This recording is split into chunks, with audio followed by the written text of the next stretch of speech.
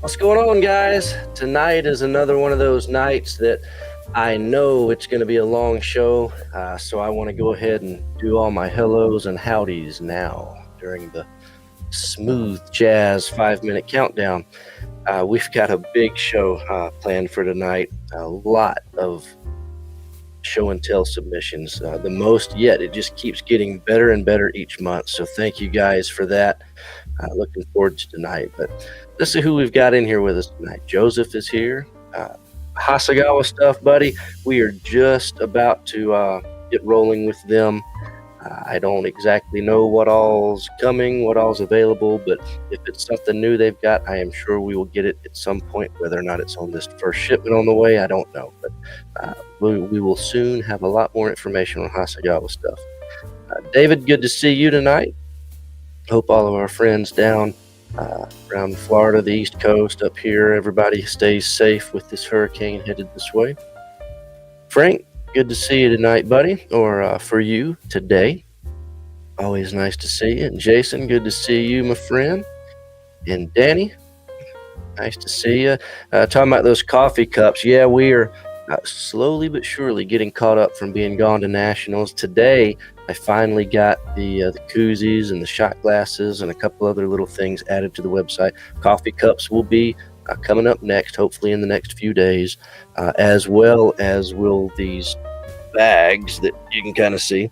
And we do, in fact, have some extra Nationals bags with our logo on one side and the Nationals Tidewater logo on the other side. Those will be up on the website for sale in a few days. But glad you like those coffee cups. Lawn Care Novice, good to see you tonight.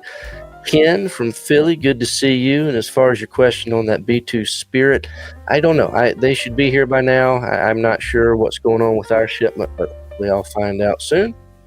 Arnell, good to see you tonight, buddy. And as far as being inspired by fellow scale model builds tonight, I tell you what, we've got an excellent display tonight to look at with all sorts of stuff. Everything from tanks and planes, of course. We've got some ships. We've got a bunch of figures. We've even got some dinosaurs tonight. And I know I saw at least one Gundam in there. So it's going to be a really good night of show and tell for sure. Derek, good to see you tonight. Ken's with us. Good to see you and Rex and Ed. Randy working on another book review. Good to see you. Bill is here. No models for him tonight. That's all right. You'll get back to the workbench soon. Ed, good to see you, buddy. Mark is in here tonight. Good to see you. Steve, EV Cronin got his order out. That's excellent. Glad you got that. And Chip, coming from Naples, is here. Good to see you. Ed, that data sheet, it is downloadable, or at least it's supposed to be. I'll try to remember to take a look at that tomorrow and make sure that download link is working. It is a PDF, so I'll get that to you one way or the other. The Rohala is here. Good to see you tonight. And Tom is in here. Kimberly. I don't think Modelstein's going to make an appearance tonight. I took his slot in the 5-minute countdown tonight. Told him I had too long of a show plan not to go ahead and say hey to everybody up front. It's good to see you, though. Jay Banks is here. Good to see you tonight. And JL. And Preston's here. And TD. EBSN. Good to see you tonight. The old Cranky Workshop is here. It's good to see you. Let's see. Fine molds, Tom. Same thing as what I was talking about Hasagawa a few minutes ago. We've got them on the way, and I'll know more soon. Stephen Cole, good to see you, and Chris and Nick, and got about 15 seconds left. So JL and Kent, David, Rohala, Carlos is here, Wayne, James, Mark, Mike Bishop, he's here. We got one of your old MB models kits in the show and tell tonight. David in the way, David Waples, John, Stan, David, Jim. So many of you guys are here. It's great to see you. As always, we appreciate you being here, and we're looking forward to getting started in just a second.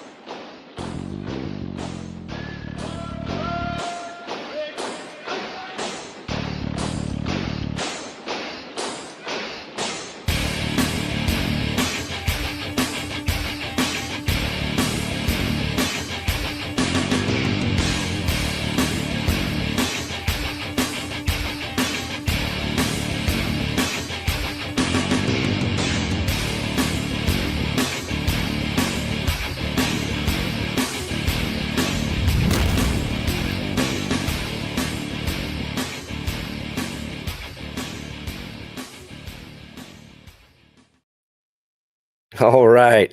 So I hope everybody is having a great evening so far. I know that we are. Like I said, we've got a super uh, amount of models to look at tonight. So we're going to jump right into it here in just a couple of minutes. I do see everybody else's chats over here. So thank you all for being here. Hello to you all. And forgive me for running out of time to put everybody on the screen tonight, but I do appreciate you being here. I've got a couple of guys with me. Of course, you all know Jeff, and you met Tom last week. He'll be joining me again in just a few minutes. But first, I wanted to mention a couple of things.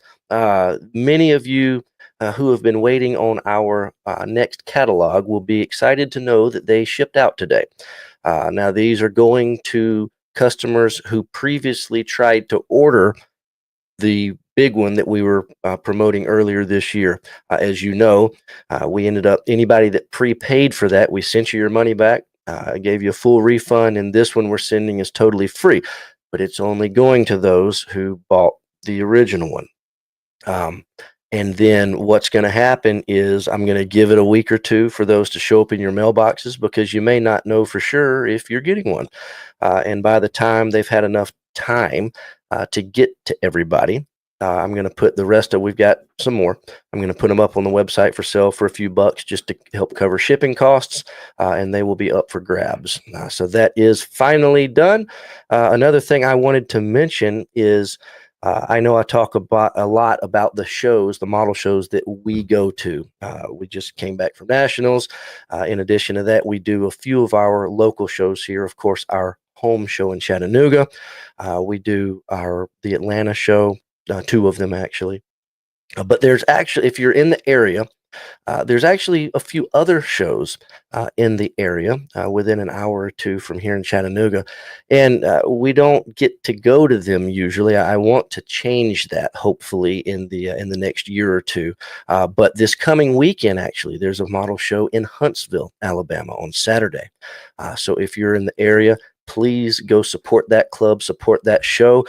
And, you know, Huntsville, this is the club that just won the bid for the 2027 IPMS National Convention. So this would be a perfect opportunity for you to head over there, meet that club, see the town, see what it's all about. In preparation for the big show in a couple of years. But that's this weekend. There's another show right down the road from here on October 25th in Cartersville. It's the Acme chapter of IPMS. It's all cars. If you're a car modeler, go check out the Acme show on October 25th in Cartersville. Right up the road from here in Murfreesboro, which is just outside of Nashville, Tennessee, on November 15th. They've got a show on that Saturday. And then, of course, we'll have our home show here in Chattanooga on January 9th and 10th coming up. So lots of shows in this area. Now, if you want to see about shows in your area, maybe you don't live in the Southeast around us, go to ipmsusa.org. And all of the events are listed there on a map. You can find what the closest show to you will be. So support your local model club, whether it's IPMS or not. Get involved. It's a lot of fun. We had a great time this past Monday at our club meeting here at our shop. We meet at Squadron. Had a great time. Met some new people. So it's a lot of fun. Make sure to get involved with a local model club if you can. All right, now we've got a lot to look at. So let me bring on my buddies here, Jeff and Tom. How are y'all tonight? Fat, dumb, and happy. I'm living the dream. Yep, just good to be here. Well, good deal. Good to see you. Nice shirt there, Tom. You got one of the ICM B26 shirts on? Yes, sir. All right. I like it. There you go. Good deal. Well, guys, we have a massive amount of models to look at tonight, and they're as I was putting these slides together, I was waiting for a bad model to pop up. You know, it never happened. Everything looks so good, and I'm excited to show these off. So, and I'm looking forward to seeing what you guys think. So. If you got any comments on these, as always, jump right in and let's see what we've got. Let me going. Yeah. Let's real. Here we go. All right, so you're gonna laugh, but you know I had to do it. So very first up, we got a model I built. But all right. This was built a long time ago. As far as I remember, this was my very first model. is just a little Warhammer piece. I think it was like maybe 5 pieces: the body, the 2 arms, and his backpack and his sword. Nothing to it, but at 12 years old or thereabout, this is what got me hooked on painting models. And, it went from there. What he's not telling us, Tom, is he built that model last week. You're only, 13 now? Yeah, right. Well, but I found that in the display case. I'm like, yeah, I gotta show it. That's cool. I still have my first model. Really? Yep. It's neat. We've actually got a couple tonight that we'll see that they specifically said that these were a long time ago. So it's neat. Well, let's jump over here to Chuck. This is it's not exactly a model, but this is his man cave, his hobby shop, as he calls it. He says Nice. he's been collecting since '78, and he likes displaying stuff. So I'm sure there's a lot of us that might have a room similar to this. Chuck is up by me. Looks kind of familiar. Oh, very nice. Yep. Oh, so the old Monogram B-52 box. I like that. Oh yeah, there's a lot of good stuff here. Jeff, look at that, the old 200 scale Yamato from Nichimo back there. Nichimo, yep. Lots of cool stuff. There's some for sure. classics in there. Absolutely. Good room. Good room. Oh yeah. Best thing to do. All right, so Chuck could not get out of here though without a model entry. So this is his 72 scale Zvezda Mi-26, and I'm gonna let you guys take this because you were the helicopter gurus for sure. So what do you think about this? He says the UT Air is the largest user of the Mi-26. So I thought that was interesting. I know nothing about this machine. Nice. It kind of, to me, looks like a cargo version of the Hind. Okay. Kind of does. Yes. I'm really not a helicopter. It's got the same rotary layout and tail rotor as a Hind 24. Right. Yep. Yeah, it's just got a different nose piece on it, and it looks cool. I like the cargo compartment. Yeah. Yeah, looks cool. I like it. Oh yeah. I like the fact that he did it in civilian markings. Yes, exactly. Because you see a lot of those. If you're a Nat Geo fan and whatnot, you see a lot of those, like doing the Arctic and Antarctic explorations and stuff like that. Okay. Nice. Looks really good. I like it. Yeah. Well, this is cool. So this is the last view of this. And guys, I'm going to tell you, so tonight, this might be the last night that we do show and tell with basically no submission rules. I like to try to show off everything that everybody sends, but I like to try to keep our show at around an hour and a half. I know sometimes we're a little early, and a few times we've been a little longer than that. But tonight I'm going to at 10:30. I'm going to look and see where we're at what slide. And then for future shows, I'm going to limit us to that many slides because I just have no idea. But I'm going to try to keep us going. I want to give everybody their due because these models are all excellent, and I don't want to shortchange anybody. But we are going to try to move through this pretty quick tonight so we can make sure to see everybody. But that is his helicopter in the UT Air markings. Very, very nice. And so thank you for sending that. And based on your model room, you got a lot of other options to build us something for next month. Got some work to do. Oh, yeah. So here is Frank White. And we've only got one picture of this tonight, but this is 72 scale Su-30 trumpeter kit, the MKK. Very, very cool. Nice picture, too. Good looking. Good looking. I like the way he's got it stanced right there. It looks like it's climbing out. Yeah. So this is kind of strange because when you look at the pilots in the cockpit, the first impression that you would get is, the pilots are too small. They look like a couple of kindergartners.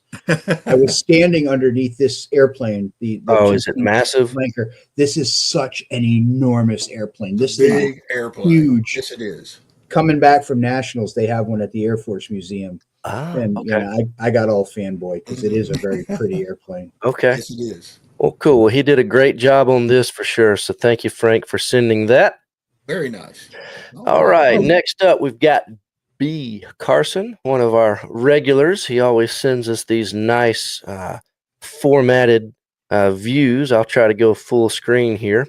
Yeah. And let's see. This is his 35th scale British Challenger. And guys, what do we say about Tamiya? Can't go wrong with Tamiya, Can't right? go wrong. Can't go wrong. Yeah. Built that kit years ago, and it's a gorgeous kit. Oh, really? Okay. Yes, it's to me the Challenger is, if you want to say, a prettier tank than our M1 Abrams. I just like the look of it. Oh, that's blasphemy. I know it's bad. Hey, don't but I do worry. like it. We've got at least one Abrams in here tonight. Okay. As I well. like Abrams too. Oh, No, yeah. both the Challenger, the Leopard, and the Abrams, they're all very pretty. Yes, they are. Nice-looking They're vehicles. good-looking vehicles, yeah. Oh, yeah, that's right. Carson here, he always uses Tamiya rattle cans and is way better at it than I can be. I use rattle cans, and it looks like he used a rattle can, but he always does a fantastic job with them. So, Looks mighty nice. oh yeah, And got to give him credit. This is a really cool way to lay out your submissions. oh yeah, So if you're thinking about sending in submissions and you've got the software to do this and do a layout, I mean, this is something you could do in Microsoft Word. oh yeah. Very nice layout. Very nice. Yeah, and the cool thing is when I lay them out, I do what looks good to me. But if you lay it out, you get to do what looks good to you. So Absolutely. yeah, so very, very nice. I like that top-down view. That's really cool. I don't know. Very nice. There we are. Hey guys, how are you? You broke it. All right. Well, good deal. Thank you for sending that in. Next, we are going to go to Sonny, who has built the Mobius Linda Carter Wonder Woman, which is in 1/8 scale. If any of you guys are familiar with their kits, and here's the first view at her. Yeah, we got a few girly kit submissions tonight. This being the first. Linda Carter was like my first childhood crush. Got the tree lasso going there. Oh yeah. I like it. Oh yeah, there you go. Very nice. Yeah, that's the Mobius kit. It is. Man, that's a. Yeah, they had a pretty good likeness on that. They did, the whole Batman, the 1966 Batman series. They did this, and who knows? I know that they've got a new kit coming out, the Wolfman meets Dracula. And for anybody, I've got a few emails about that. Yes, we will be carrying those, and we'll have them up for pre-order as soon as possible, but not quite available for pre-order yet on our site. But yeah, Mobius makes a good kit, and this is a great job by Sonny on their Wonder Woman for sure. And Sonny's got, judging by the background, he's got a submarine in on the bench right now. Oh, he's got something on the bench. Yes, he does. Yeah, you got an Ohio class back there. So. Okay, well maybe we will see that in a future show and tell. Awesome. Well, good deal. Thank you for sending that. That is the first slide gone. Let me pull the next one up here. All right. Jay Banks Haley, one of our normals on Wednesday nights. I know I saw him in the chat a few minutes ago. So this is a interesting kit. If you notice, it's an Academy kit, but it's a snap. There's no paint, no glue needed. It's multicolor plastic. It comes right out of the box like that. Ready to go. So if you look there, he said he used a little paint pen for the canopy and some testers gold coat. But for the most part, this comes out of the box like this. So a nice, easy, nice, easy build. Nice look. Good looks like a Phantom. I like it. Looks like a Phantom to me. Oh, yeah. Looking good. Oh, 51. There's only two pictures of that of him. All right. Well, this is also him, though. So Jay Banks, he has built the Tamiya P51D. Can't go wrong with a Tamiya kit. Yeah. No. He put that in his comment when he emailed me. So here is his Mustang. Like the checkerboard. There you go. Nice. Yes. And it's an all metal bird. Yeah, I like that. That's nice. Nookie Bookie. Was that Kit Carson's airplane? I think that was Carson's airplane. Okay. He's got the kills, man. Yeah. Yep. Good sheen. Yeah, I like the sheen on that. That looks good. Oh, yeah. It's hard to go wrong with a Tamiya kit. That's true. And Jeff Chip said yes, that was his plane. Yeah. See, the brain's not as foggy as I thought it was. Yeah.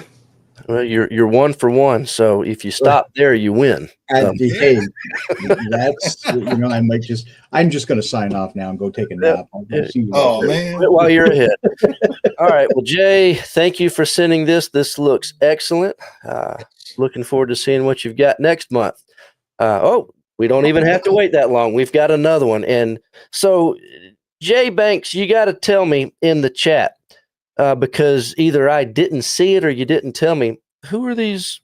Who's the couple here? Because, and the reason I ask, if you look at the first picture, there's a printout and they're riding in the car. They're riding in the car. Yeah, I mean, this is a super cool way to to display this. So very neat.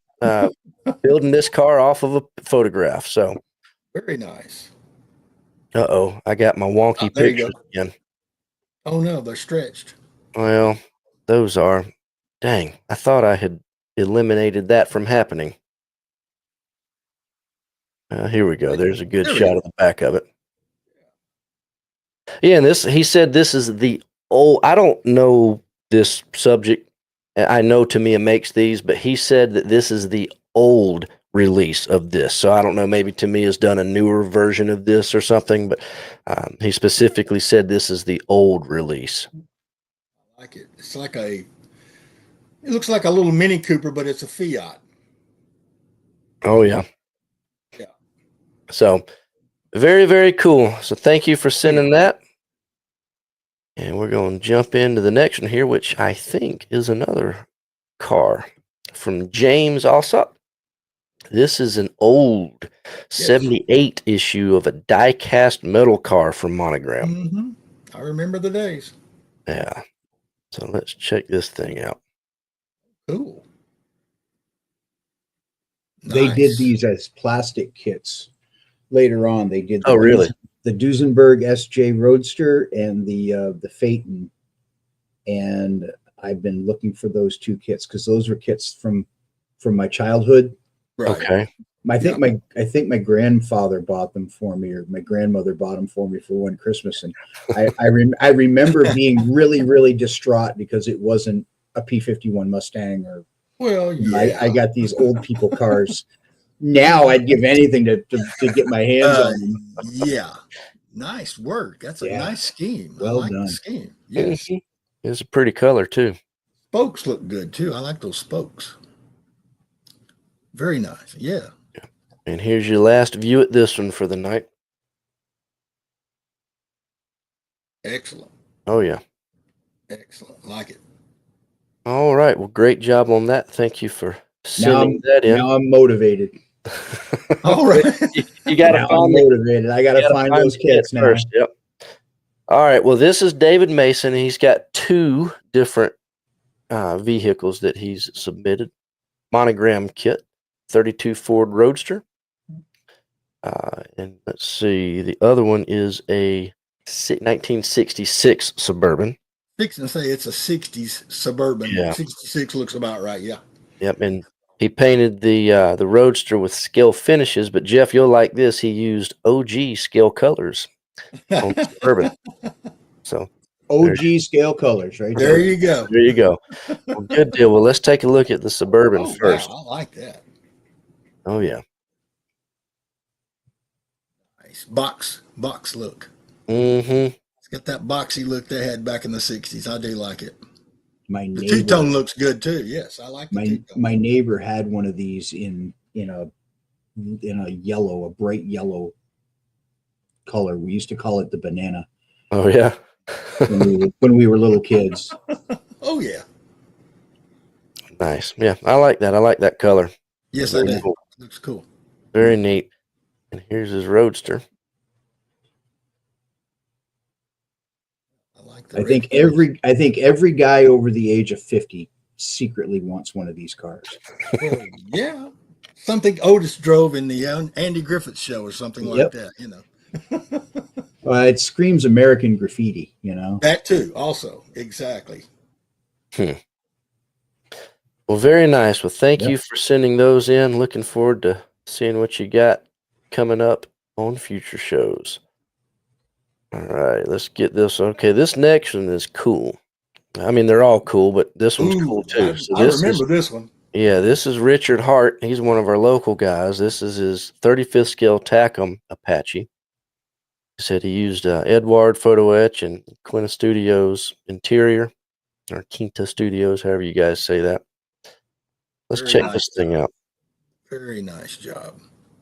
Oh yeah, I like the way you put the rotors back in stowed. Yep. right. And Yeah, then I like that. and then put the RBF tags on it Yes, exactly. the way it should be. Yes, exactly. You got to remove those before taking off. I have a He said buddy of mine. something real quick, Jeff. He told me something, and I forget. Something broke off when we were getting ready to take pictures of it. I But think he said that panel underneath the front of the cockpit there had gotten Okay. knocked off on his Okay. two-puller. yeah, so if any of you guys notice something off, that's why.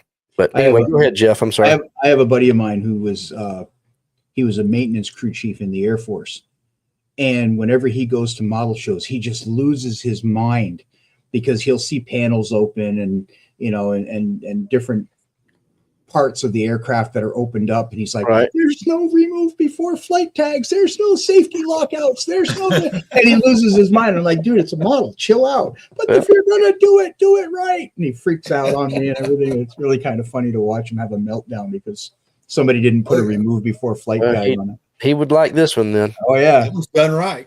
That one's done right. yeah.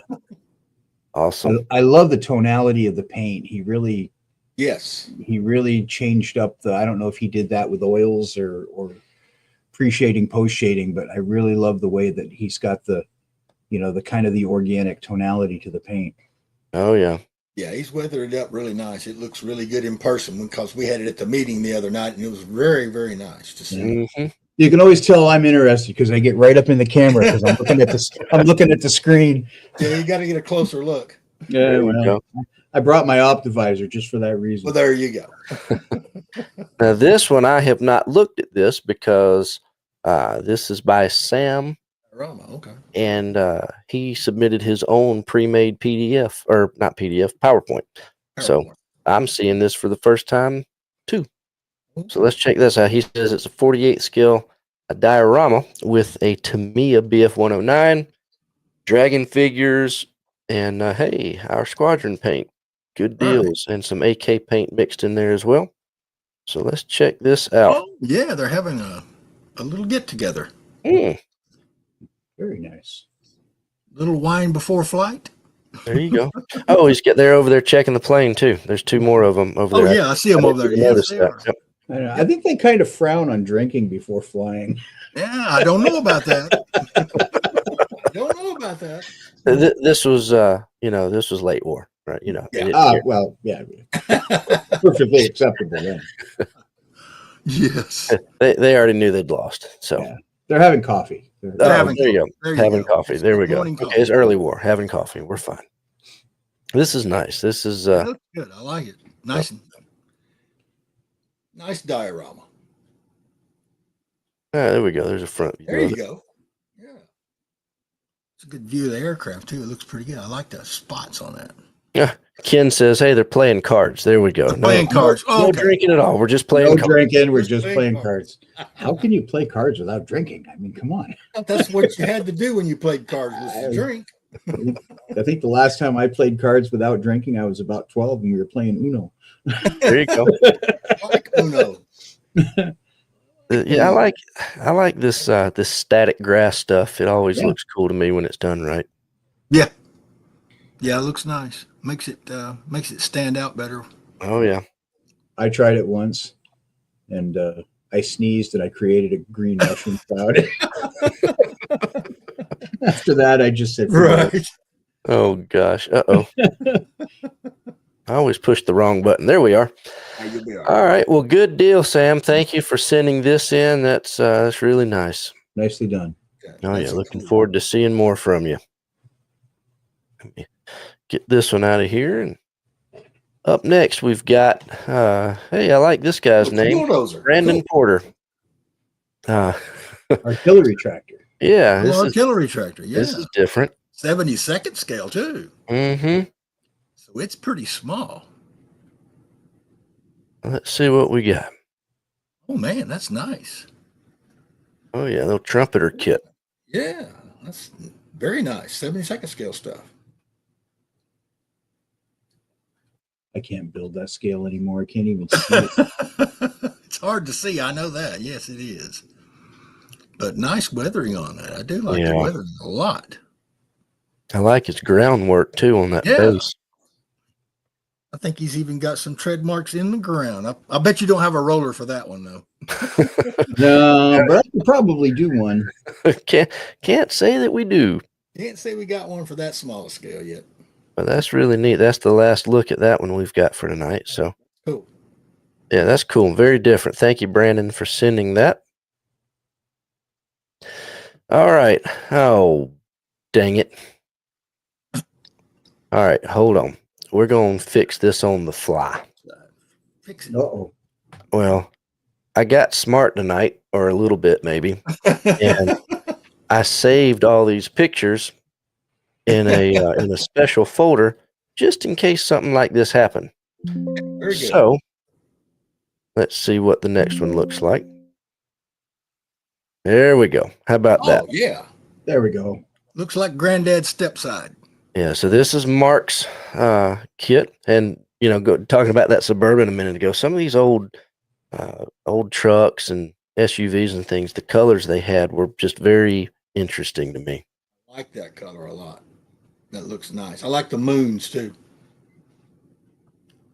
Oh wow! It looks like looking inside my granddad's truck. Exactly the same color. Oh yeah. Yeah. And Wow, what year that's did he? cool. This is a 65. Okay. His was a 64. There's not much difference. Yeah. My great grandpa had one of these, and my dad ended up with it.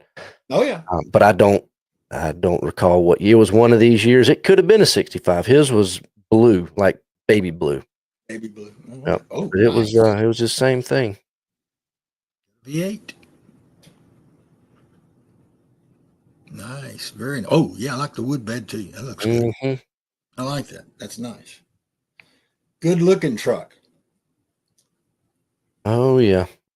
Very neat. They're Oh, worth there's a that picture fortune again. today Oh yeah, I'm sure.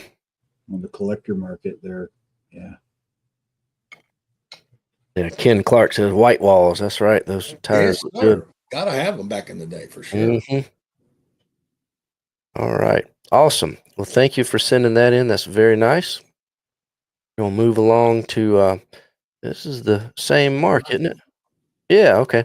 Okay. Another Mark McConnell, same guy. So this is a little Sure. diorama, an M3 Tamiya. He did his own custom base using plaster and foam. Used custom dioramics, Tamiya for figures, and he used Tamiya Academy and Jeff V's Steel Pot Studios for the stowage. And a mix of different colors, including ours. That's always nice to see. Oh yeah. Let's check this out.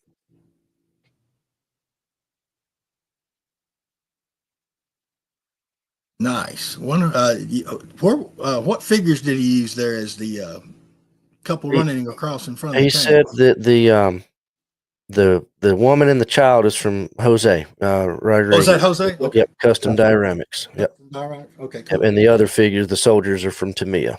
Right. Okay. Nice. Oh yeah, some cool stuff. Yeah, that's one of my favorite Stewarts. Is the one that's got the horseshoe cupola on the top. I like those. Okay. Yeah, you can do a lot of cool stuff with foam board. You can carve looks that stuff good. however you want.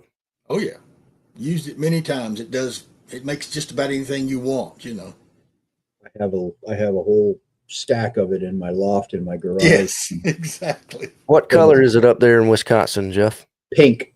Yeah. Yep. It used to be blue down here, but Yep. I used that. It was called an insulator board. It's the same type stuff, but it's more of a tan color. really, Yeah. okay. So you had a head start on it when you had to fix it, with weathering and everything.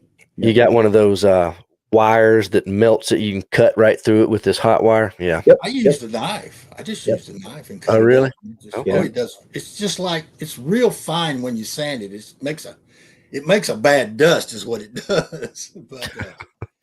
But Steven wear a says he's going to respirator. get some water. Do we need anything? Yes, Steven, I'll take a water.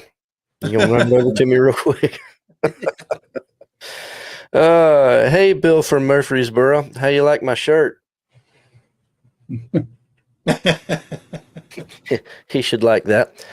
All right. Well, thank you for sending this in. This is a very nice diorama. Great work. We're going to move along to Tim. And this is if I remember and if I know what I'm talking about, and I don't always, I'm pretty sure this is an iron shipwrights resin kit to convert this to. And Jeff, you can speak more knowledgeably about exactly what conversion this is. But it's a Yorktown, and I don't know what year this thing went through this, but that would be Korean War. okay. Korean War. You see what's Korean on the War. flight deck. Yeah. Well, the SCBA 27s were they removed all of the turrets, the 5-inch guns fore and aft, I believe the 40 millimeter guns were replaced with 3-inch 50s, and the SCBA 27 was one of the very early conversions before they started angling the flight deck. Oh, okay. Yeah, she's all straight. Yep. Straight deck. Gotcha. Yep. Looks good. I like the Oh, yeah. aircraft on the deck. The aircraft look really good on the deck. They're all folded up and ready to go. Yeah, and being a ship guy, any brand, it doesn't matter what brand we're talking about. In this case, Iron Shipwrights, but there's a lot of other brands back in the day, if you will, whether it was Yankee or Gulfstream, or it doesn't matter.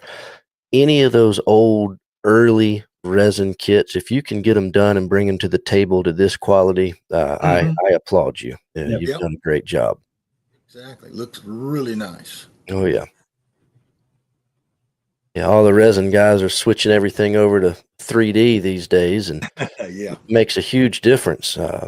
But these early kits, I've built some. I know your pain, so you did a great job here.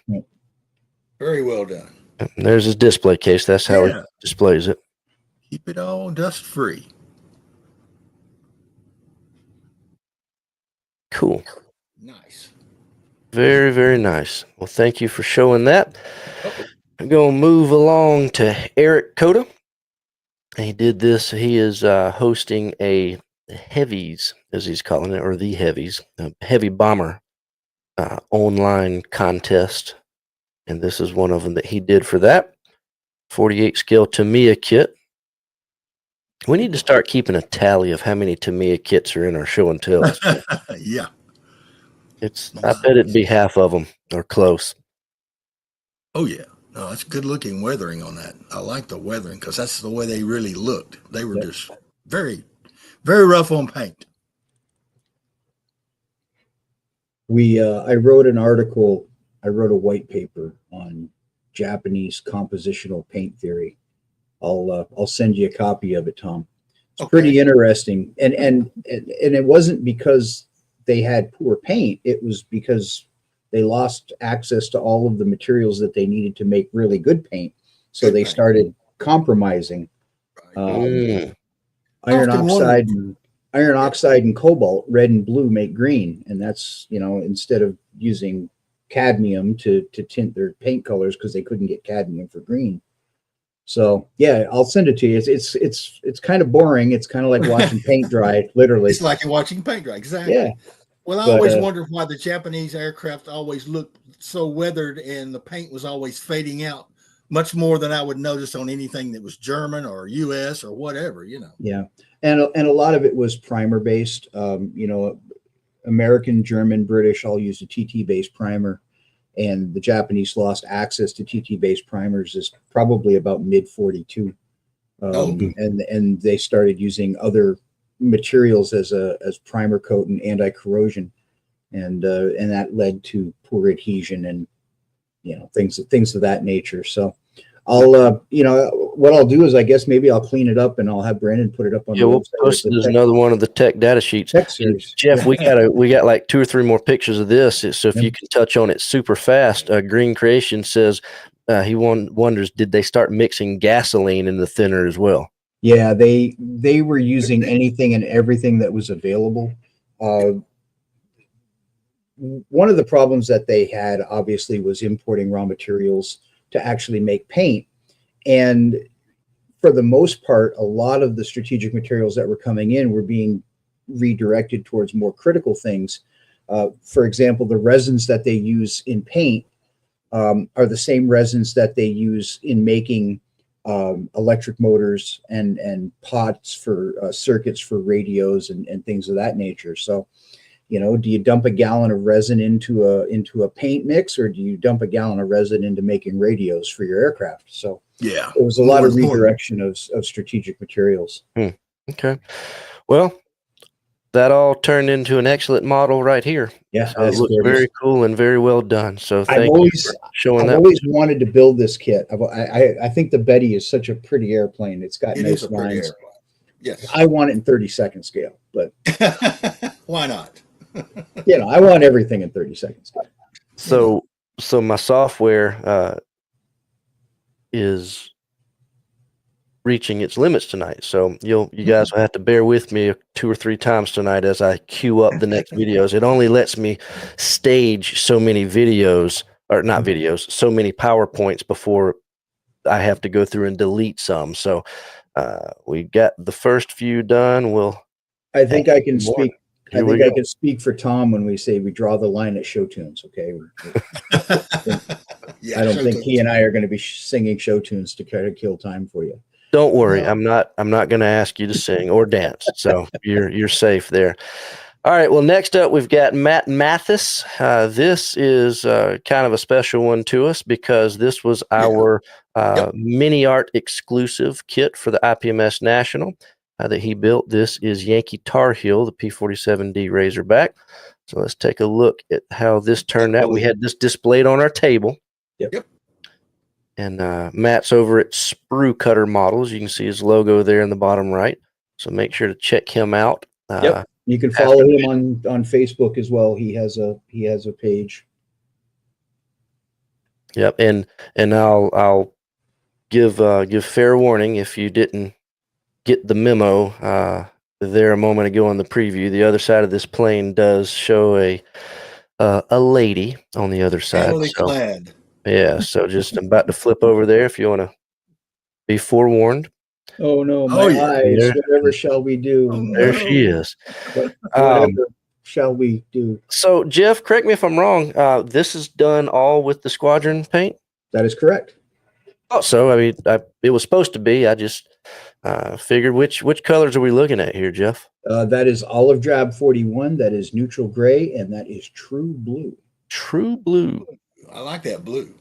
Oh yeah, it turned out very nice. Yeah, Matt, and a lot of people have been emailing me the last couple of days as they're digging into these kits, asking about. And this is my fault, so I'm owning up to it. We forgot to do the color callouts for the interior of this thing throughout the instructions. So it's coming. We're working on it. We will have that posted over at squadroncolors.com as soon as possible, but that is my mistake. But we do know what the colors are supposed to be, and we will have that information to you as soon as possible. Yeah, the interior bulkhead colors behind the windscreen, or behind the canopy rather, are interior green.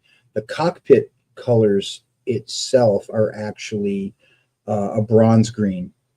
And I'm working with John Bernstein from the Marine Corps Museum right now to actually match those colors. We actually have original paint chips of that bronze green color. So we're going to probably pop that out as a new color here shortly. Oh, yeah.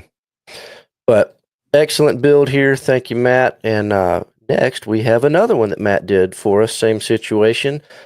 Built it for us for the Nationals. It is the ICM exclusive, and he did Yo-Yo Champ. There you see his on the bottom and the real plane above. So I think he did a jam up job on matching the real one. Yep, Good to absolutely. me. Oh yeah. And he said he wasn't happy with it. He wasn't happy with how it turned out. It wasn't to his liking, but I think he did Well, a great if job. if I built this and it turned out like this, I'd be jumping for joy because I think it looks fantastic. Yep. I don't see anything wrong. It looks nice to me. No, it looks great, and it looked good sitting on the table at the show for sure. Yeah. Yes, it did. Very nice. Again, another aircraft that I want in 32nd scale. Yeah, that'd make a good one. You know, and I remember this argument from years ago when I said, you know, it wouldn't be an overly large 32nd model. No. And now we have a B-24 and a B-17 and a Lancaster, and you know, we need a Marauder. We need a Marauder in 32nd scale. I would be willing to bet it's just a matter of time. Oh yeah. You know, the 25s. Yeah, we know somebody who's got a little influence. I think maybe we could nudge him a little bit and Yeah, we'll see what we can do. Start advocating on our behalf. Yes, looks nice. I like that. Oh yeah, did a good job. And I have to give credit. The barrel of the 50 caliber machine gun was actually yes, at the Nationals. It's actually laying. You can't see it in the picture because I moved it, but it's actually laying on top of the wing right now, so we can glue it back on. We found that as we took it out of the display case today to take pictures of it. Yeah. So we'll get that glued up soon. Yeah, we can do that. We can fix yeah. All right. It's in good hands. Good deal. That looks awesome. Thank you again, Matt. And next we've got John Sparty. This is something different. This is a Checkmaster kit, CMK. CMK. Yeah, this is a tractor, and I got to admit, guys, I have no idea what a Z-Tor, if that's even how you say that. I'm just, it's very, very cool, but I have no clue what nationality this is. You got any guesses? I'm going to say probably Czech. I think it's Czech. That's probably a dang good guess. Probably a real good guess. Well, it's a very cool looking kit for sure. Nice. I like that. You know what's weird is colors. I think it was it Minicraft that first started coming out with some of the Hasegawa came out with some of the agricultural tractors, and there's almost like a little subculture of companies that have been putting out farm vehicles. Mini-Art does a few. Mini-Art does some. You know, the magazines. What's the magazines that we carry? We got 2 or 3 different brands. I forget which one. It's the company that does the fantasy figure magazine, and they do an aircraft magazine. AFV? No, it's not AFV. It's not Doolittle. It's the other one. Guideline Publications, maybe. Mm-hmm. We don't carry it because it's so niche, but they actually do a farm modeling magazine. Huh. So I mean, there's a there's a following for everything out there somewhere. I think one of the national winners one year was a farm tractor. I remember that. You remember that? It was do. a nice large scale farm tractor, and it was gorgeous. Okay, the Rohala says these tractors were best behind the Iron Curtain. Yep. Okay. And you did not have to take it. You did not have to take it from the dealer straight to the mechanic. Now the Rohala is Merrick Rogel, and Merrick is and of course his daughter Beans, who anyone who was at the Nationals. Congratulations, Beans, on your wins at IPMS Nationals, by the way. Very good. But Merrick grew up behind the Iron Curtain in Poland. Okay. So if he says that they were seen behind the Iron Curtain, then they were seen behind the Iron Curtain. Okay. Good deal. All right. This is also John's, and he says his wife helped with this one. So got to get our wives to help us with a model, right? I like this. This is cool. This is a speed racer car. This was always a cool. I mean, Go Speed Racer. Oh yeah, absolutely. Quick funny story. Very cool. My wife is a very serious, very academic, wonderful woman. And we were in traffic one day, and this white car went whipping past us, and she started singing the theme song to Speed Racer. Speed Racer. Where did that come from? There you go. What is this? Oh, polar lights. Okay. Yeah. Polar lights. Yeah. Very, very cool, John. Well, thank you for sending that. I'm glad your wife helped you with the model. You got to keep her going with it. Yeah, nicely done. Oh, yeah. Very nice. All right. Next up, we've got Rob Wallacker, and he has done a 700 scale USS Oklahoma Tom's Model Works resin kit. He's done it up in February of 41. So let's check this out. Yes. A little 700 scale guy. So small. Oh, yeah, about a foot long, thereabout. So small. Yep. And very nicely detailed for so small. Yes, it is. I actually got a chance to see a couple of these kits at IPMS Nationals. Richard Harden, who was set up across from us, had a couple of them. These kits are amazing in their. Oh, yeah. Oh, they're gorgeous. Uh-oh. Yeah, broke it. Well, I'm about to do my little thing where I fix it right on the spot. Yeah. Let's see. Rob, which picture is that? It's this one. Poof, there it is. There we go. See? I figured out how to fix it on the fly. Fixed it. Yes, you did. Yeah. I like the yellow wings on the airplanes too. Oh, yeah. Looks real good. That's going to be the paint scheme that I'm doing for this Chuanlu. Oh, the Arizona? Yep. Oh, yeah, because you're doing it in early 41, aren't you? Yep, pre-war. Yep. Pre-war Nice. stuff. Yeah. Okay. Well, very cool, Rob. Thank you for sending this. Looking forward to seeing more from you, buddy. Let's see what we got next. All right, this is a cool one. Star Wars weapon. Yeah, Stuart Malone. I sent this. This is a 3D printed model, and it's 1-to-1 scale, and it's Han Solo's blaster. He said it was supposed to be a quick thing, but it turned into not so quick thing. Yeah. But You know what that weapon is modeled after? No, tell us. It's a Broom handle Mauser. It's a broom handle Mauser from 1898. Okay. One of the earlier automatic or semi-automatic pistols the Germans made. Okay. And they've spoofed it up a little bit by adding sights and things on it, but it really was a real weapon at the turn of the last century. Yes. Yep. Okay. Broom handle Mauser.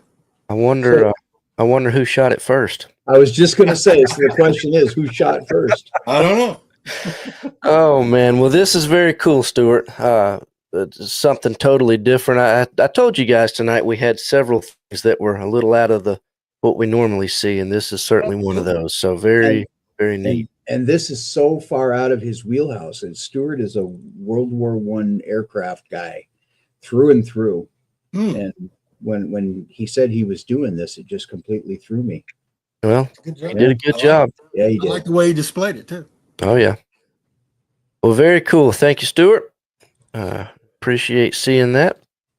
Let me throw this one out of here and get the next one queued up. Let's see, I got to keep a tally on which ones I've shown and which ones I've not shown. I don't want to forget anybody tonight. All right, next up, we've got David Sanchez, and this is 35th scale Tamiya. This is the relatively new release, H39. Yep. French light tank. And so one thing that I thought was funny, and this is really the only blow up picture of it, is the helmet there. He added this to his little diorama scene. And if you notice the bullet hole in the front, he calls this the unfortunate German's helmet. Yeah, pretty unfortunate on that. Oh, yeah. But let's take a look at this. Oh, Little scene here. Maybe he'll inspire me to build mine. Oh, yeah. Well, Tamiya's been on a roll of very nice 35th scale releases this year. This, of course, being one of the first ones that they did earlier this year. I think it was this year. It was either this year or late last year. But they had this, and of course, now the M36 Jackson is out. Yes. This new little Pack 38 that's come out. They got a lot of cool stuff coming out in 35th scale this year. Yeah, they did the I think it was the Hotchkiss 38. I think was Okay. the designation they did last year or year before last. built on the same chassis. It's just got a different type gun in the turret. I got you. And I built one of those, and it was that World War I hardline camouflage with the black outlines. Mm-hmm. Okay. I didn't notice this before on this kit that Hotchkiss is molded into the rear back there. I just didn't notice that. Yep, that's it. Kind of It's a cool tank. Cool tank. I always liked the running gear it had on it. It kind of looks railroadish. Okay. There you go. There you go. Look at that. Displaying the Squadron pin. Very cool. Pin. Oh yeah. This is there you go, guys. That's how you're supposed to display your models, with a Squadron pin. Not everybody has one yet. Well, they are available on the website now. You can have your own. Yeah, you can grab your own Squadron pin. Well, very, very cool, Dave. Thank you for sending this. Looking forward to seeing what you got coming up next. I know that you got one of those Chewing You Arizonas, so we're gonna have to see. I know Jeff's got one. I've got one. You've got one.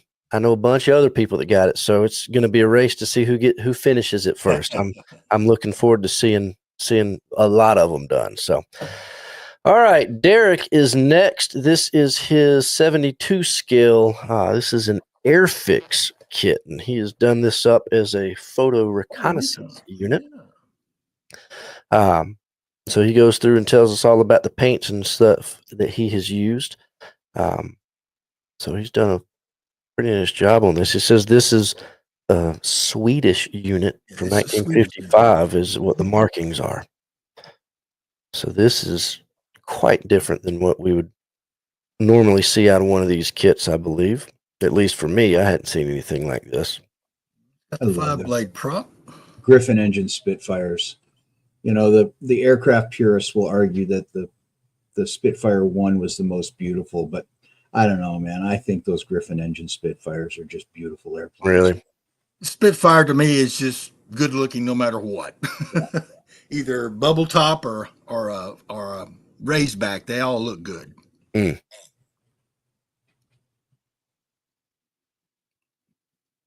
Oh, wow. Boy, we're sitting here looking at these pictures. I'm like, yeah, this is a nice plane. And then all of a sudden he's holding it. You just forget how small 72 scale is sometimes. It's small, but it's nice. Very, very nice. Yeah, Jeff, I think one of these 32 scales that you like so much. They do not make a Griffin engine Spitfire in 32nd scale. Well, Matchbox has a 2122 or a 2224, but it's really a dog of a kit. It's really, really old. Mm. Yeah, the only way to get one of these now is a Mark 9 kit and then a conversion. Well, you could always do it in 72 scale like he's done. Well, I already have one. There's one up there that I did in not in Swedish markings, but yeah. Well, this is cool. This is different. Always neat to see unique markings like this. So, I like the scheme. Looks good. And the prop turned in the opposite direction of the Merlins. Okay. Oh, did it? Okay. Yep. Well, good deal. Well, thank you for sending this, and I see you guys are over there chatting it up. I appreciate it, but I just so happened to notice Kenneth just got here, so congratulations on becoming grandparents again, buddy. It's good to see you tonight. Congratulations, Ken. Absolutely.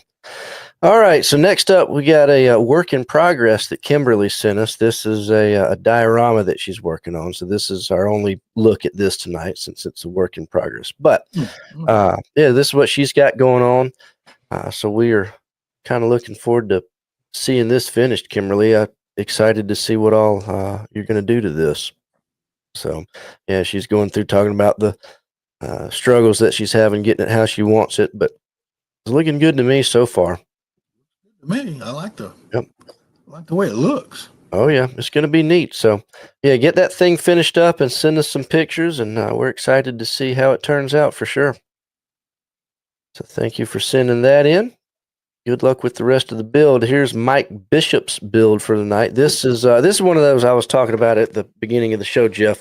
One of the throwbacks. He built this back in '88. And he says this was back in the day when one of these didn't exist in any form. So this is 100% scratch built. Yep. Wow. Them. Nice. Oh yeah. So let's check this thing out. Does anyone even make a TP, a 7 TP in 35th scale? Even today? I don't know. Mike's in the chat room. He would know. So Mike, let us know if this is available in any form outside of scratch build today. I don't know the answer to that.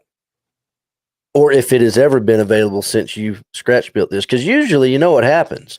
If you scratch build one, it shows up in plastic or at least resin. Yes.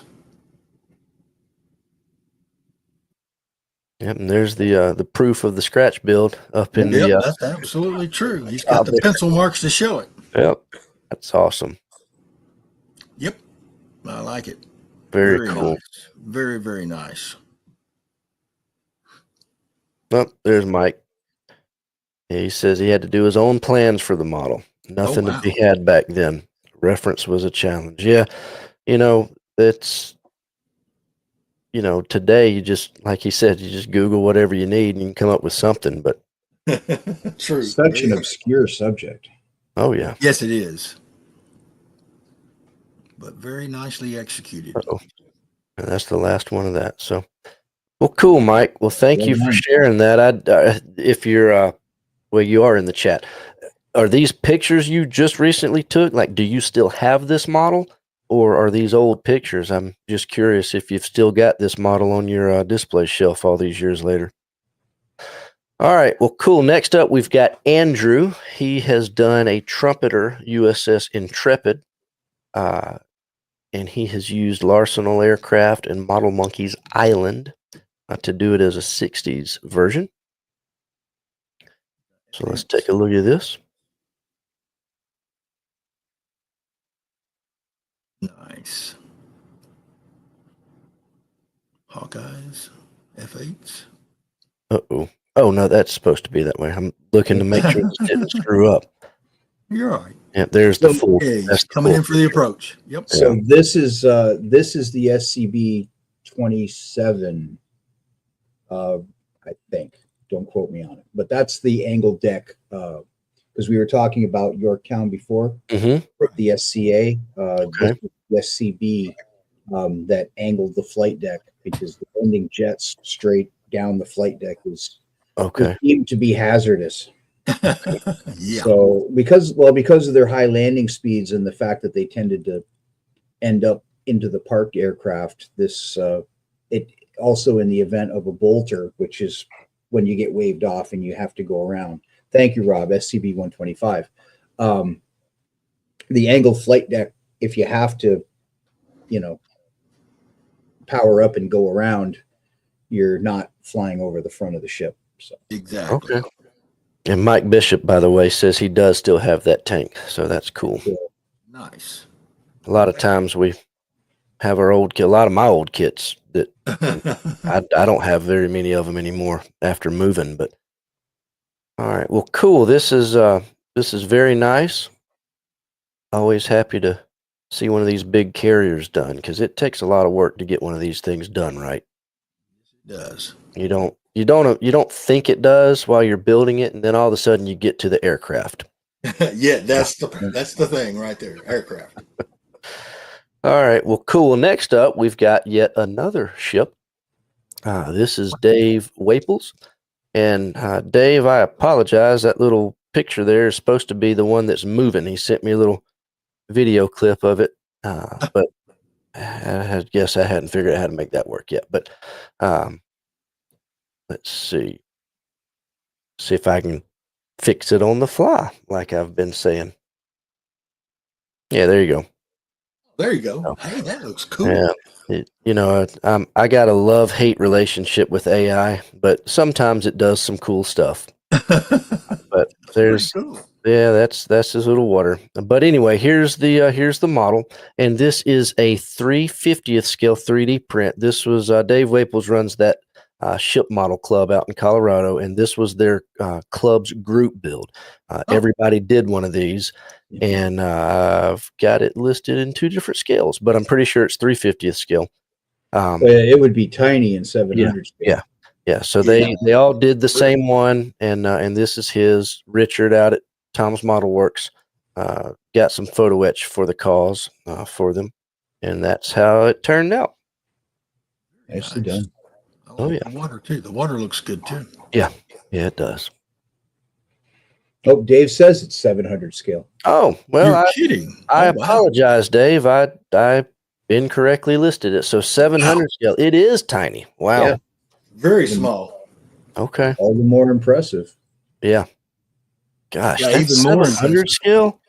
It's man. Look at that's all the little. extremely nice. Yeah, it was nice in 350 scale, but now you've kind of upped the bar a little bit. The No rigging kidding. and the rails. Yeah. Very, very cool, Dave. Nice Scaled job. out nicely. Scaled out nicely. Oh yeah. Unfortunately, that's the only picture we've got of it, but that's why we're staring at that one picture for a little bit longer. But hey, it was moving, so That is true. It was moving a second ago. So, well, good deal, David. Thank you for sending that. Looking forward to seeing. I got to talk to David a little bit last night, and he was showing me some of his submarine projects he's working on. So I look forward to seeing some of those big boats done, Dave. That'll be exciting. All right, Henry Sanchez is next. This is his 24th scale Fokker triplane. Oh yes. Let's check this thing out. This is right up your alley, isn't it, Tom? Yeah, I've built some like that, but not quite as large. But that's a good looking model. I thought that was more like a Ming release instead of a Revell. I didn't know Revell had that kit. Well, okay, nice. I like the red. The red looks really good. Yeah, there's your side view of it. Yeah, nice. Good looking. Don't have a whole lot of rigging on them. I like them. Yeah, easier to make. Easier to build. Yeah, I know you've done some of these old biplanes and triplanes, Tom. Have you done any of these, Jeff? Is that something you're interested in? Oh yeah. I caught the wingnut wings bug. Oh, that's right. You told me that. Yep. Yeah, I caught the wingnut wings bug, and I got you. And I got about 10 of those kits back there. It hit me hard. Well, so far I've been able to stay away from them, but that crazy purple color is calling my name. So every time I walk past the rodent shelf, I have to immediately leave the aisle because they're calling to me. But this is really nice, Henry. Thank you for sending this in. Look forward to seeing more from you in future months. All right, that's all for that one. I got to queue up the next couple here. All right, this next one. Okay, I told you. I told you. Do a little dance. All right, so you were talking about the Challengers earlier. Well, here is your Abrams, Jeff. So there we go. This is from Glenn Ellis. He is another one of our local guys. He said he built this tank and painted it this specific way because this is exactly what he served in. Yeah, that's what he was saying at the meeting the other night. Yes. Yep. So this was his tank. So this is nicely done. And as it says here, this is it doesn't say it here, but it's a Tamiya kit, and he added master models antennas to it. He said it was an early 90s paint scheme on that. Yep, the NATO tricolor. Yep. NATO tricolor scheme. Right. And we carry those colors. Yep. We have those colors now, so good deal. Yeah, and you'll see it at the end here. He's got he has a display case that goes over the top. And I like what he did with it. He cut out a part of the box top and put it back there kind of to, let people know what it is. I thought that was an interesting idea. You'll see it in a second.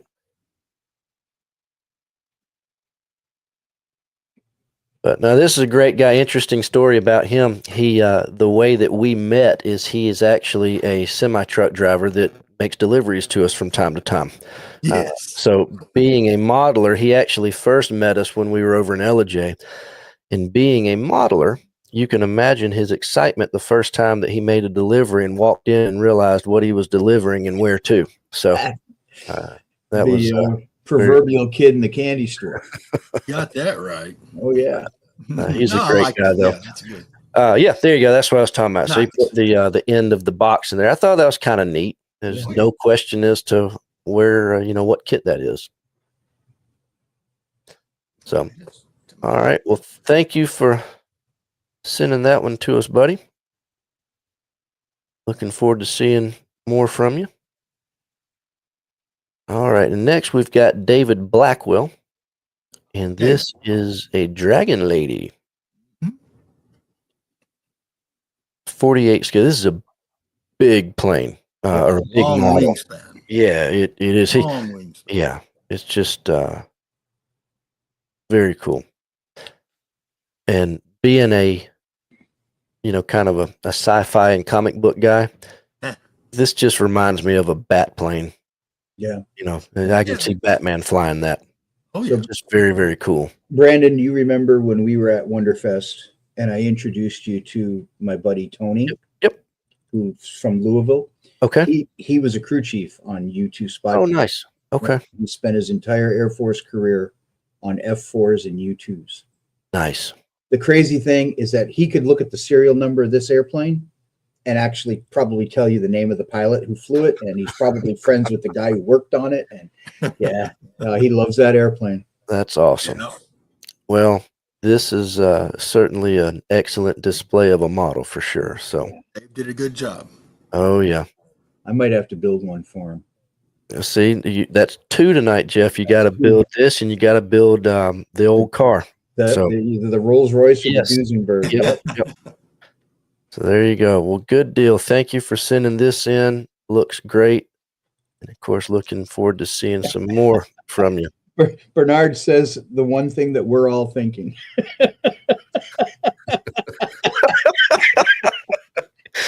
Well, don't give Glenn any ideas, okay? Don't let him hijack the truck. Gosh. Call the terminal. Hey, where's that guy at? I have no idea. He left yesterday. Gone, man. Well, good deal. He's not here, man. He's gone. He's in Mexico. In Mexico, yeah. All right. Well, we've got James up next. Just a couple pictures of his 350th scale Admiral Hipper, a heavy cruiser from Trumpeter.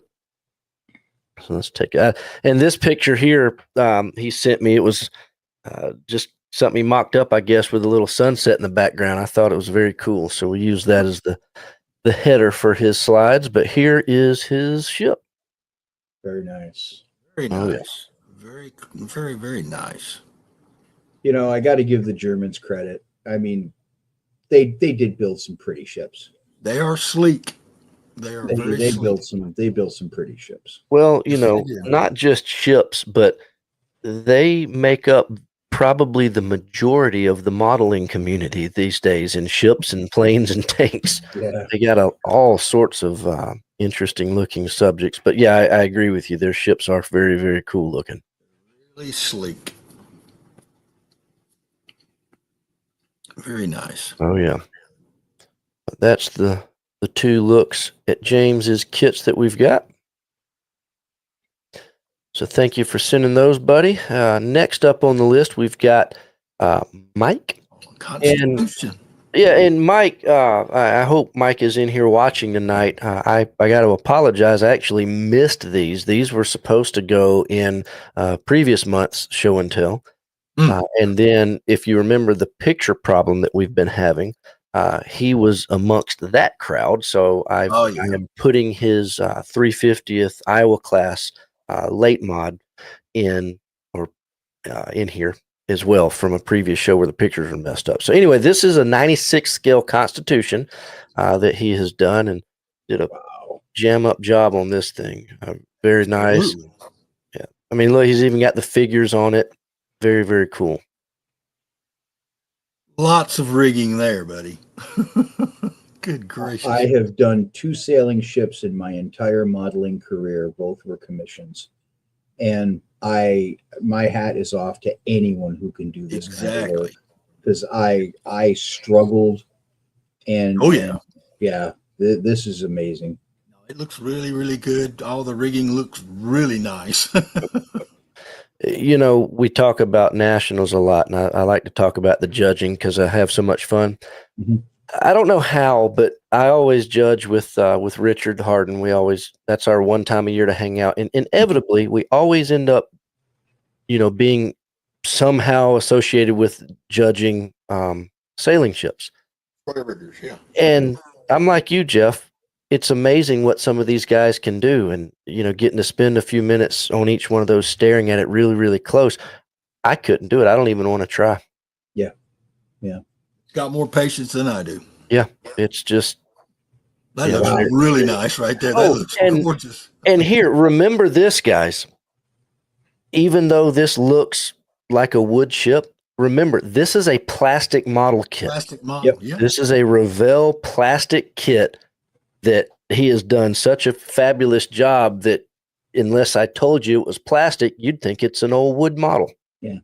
And let's be honest, even the guys who do these out of wood, where they're planking the hulls. Oh, that's a whole nother league. We can't get started down that because I'll leave because I'm not worthy of even talking about that. Yeah, really. It's amazing what some of those guys can do. But this is a fantastic job. So thank you for sending that, and I'm glad that I was finally able to get it here into the show. Now let's back up a few months and take a look at his modernized USS New Jersey, built out of a Tamiya kit. He cut it at the waterline. If you know that kit, it comes full hull, but he wanted to display it on water. So let's check this out. Yeah, glad that I'm finally able to get this into the show because he sent us these pictures a few months ago. This one was also one of the ones that had the layout issue, right? Yeah. This was back when I don't even know how to describe what's happening to the biggers, but remember, I can fix it on the fly now. He learned how. Oh yeah. Yep. He's got the deck full of crew and loaded down and tractors and everything. Yeah, he's got it going on. Nice. Oh, I like the little. That looks nice. And then we got one more look at the whole ship.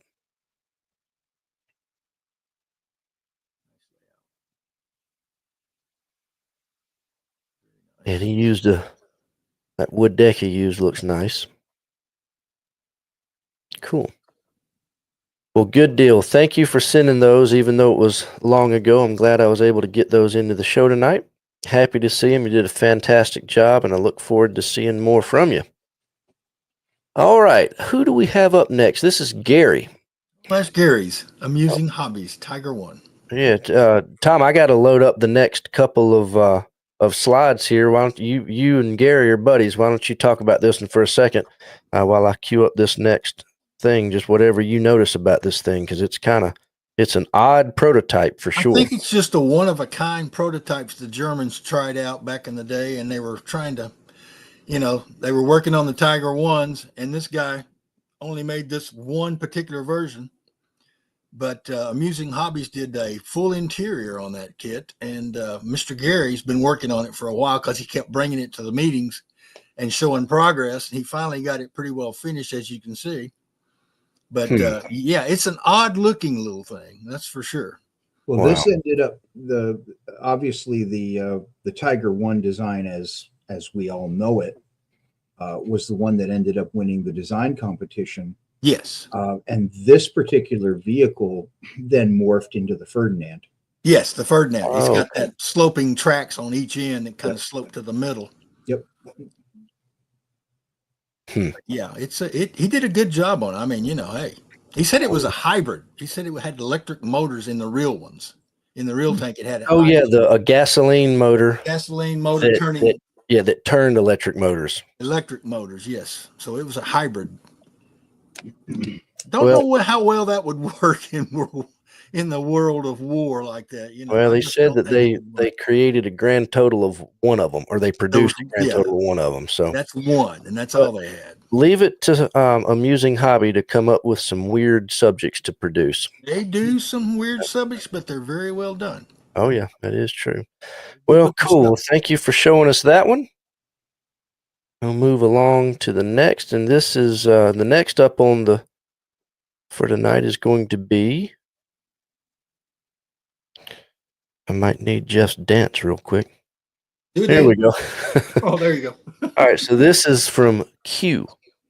Oh, that's Q's model. Okay. Yeah, this is Q. This is our Bandai Gundam submission for the night. This is his Storm over Kilimanjaro diorama.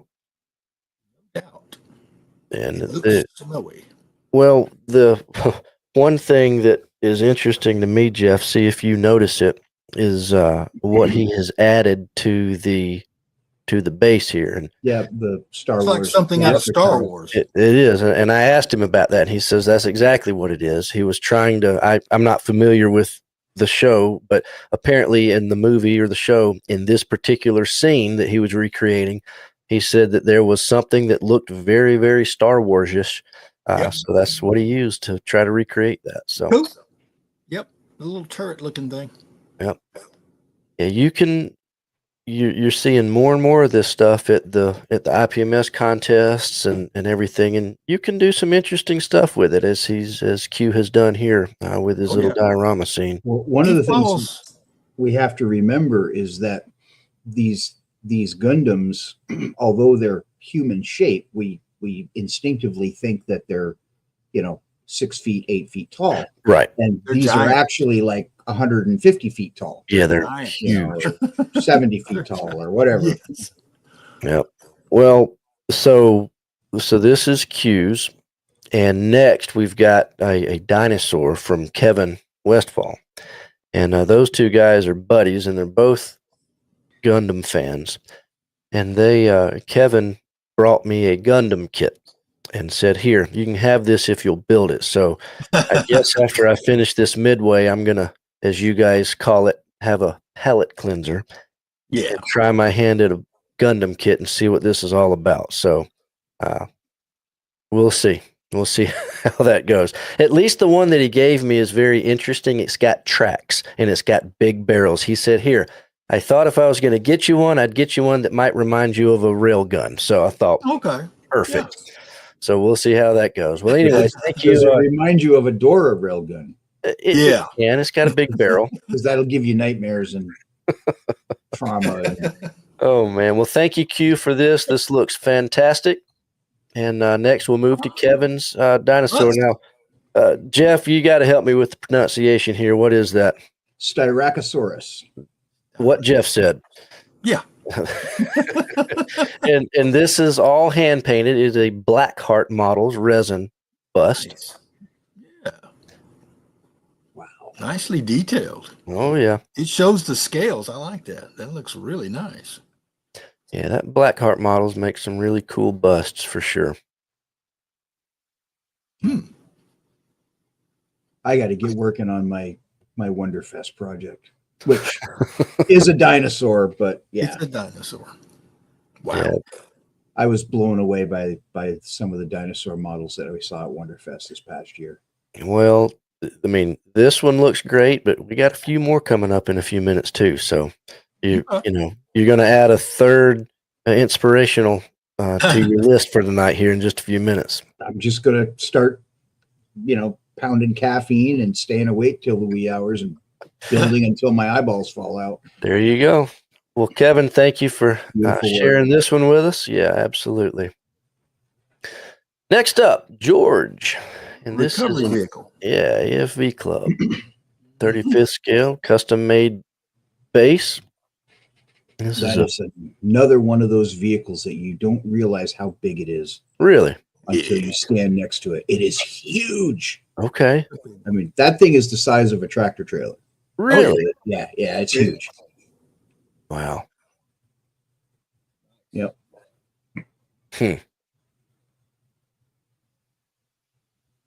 Yeah, I like how he's got all that mud up on the blade. That's cool.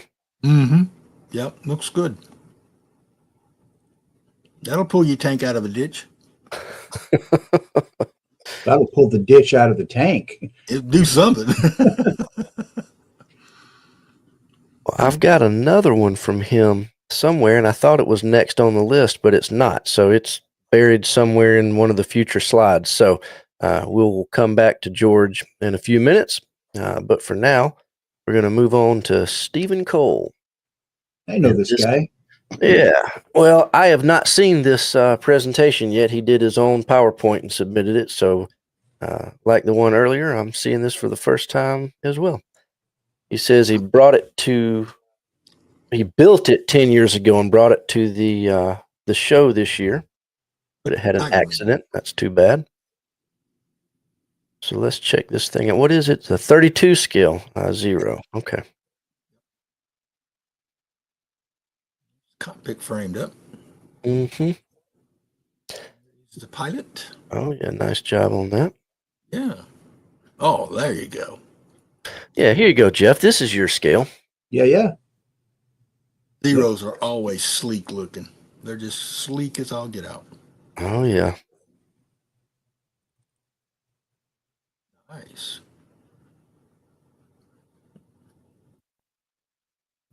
Good looking. So we were talking, Jeff, earlier on the bomber about how bad the paint was. So how long did it take paint to go from this to horrible in simple terms? In general, it depended upon where the aircraft were operating. Yeah. If they were operating from forward bases where they were kicking up coral sand and things like that, they tended to chip quite rapidly. And just blast it right off. Yeah, shipboard aircraft tended to well, they didn't last anywhere near as long as their land-based compatriots because they were shot down by the U.S. Navy for the most part. They didn't live long enough in most instances, but shipboard aircraft generally fared better in terms of camouflage, durability. Okay. Well, even the U.S. aircraft would show, chips pretty bad from the sand blowing up on them. They take off, they just wear them out. I got you. Well, good deal. Well, this looks great, Stephen. Thank you for sending this in. Sorry that it was destroyed in an accident. Yeah, absolutely. Yeah, really. But unfortunately, those things happen. Let's see. Who do we have next? All right. So I noticed this. Rob says, like every young person, he loved dinosaurs. Well, if you love dinosaurs, I'm sure you loved Kevin's, and you're going to love this next. This is Joe, nicknamed Crazy Joe, and he's got several dinosaurs for us to check out here. And Jeff, you're going to have to help me here. Diophosaurus? Diophosaurus. Okay. I need to. That's a diorama building dinosaur. Okay. Oh, man. All right. I'm here with the bad jokes all night. There you go. So this is pretty neat. Like he's wearing a hat, but that's just a bone sticking up there. He kind of looks like a hat. Yeah, I know Joe likes his. I've known him for a while now. He likes his dinosaurs and he likes his girl kits. So the last one in this slide, you're going to get a real kick out of because it puts both of his modeling interests all in one scene. And Jeff's over there wondering what in the world's he talking about. I'm looking at his choice of colors. I really like the color palette for that is very. It almost looks like it's like a rattlesnake colors. Mm. Yes, it kind of does look like a rattlesnake color. I love that green eye. Yeah.